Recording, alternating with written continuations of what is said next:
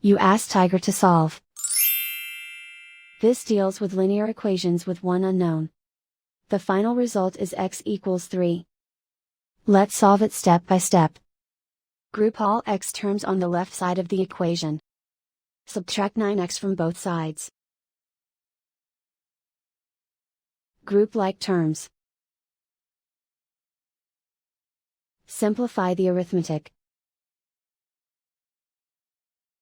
Group like terms. Simplify the arithmetic. Group all constants on the right side of the equation. Subtract 34 from both sides. Simplify the arithmetic.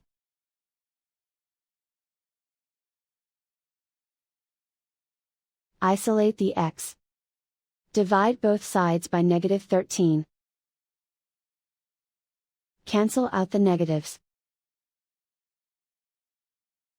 Simplify the fraction. Cancel out the negatives. Find the greatest common factor of the numerator and denominator.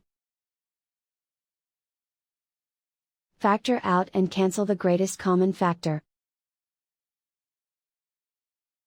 And so the final result is x equals 3.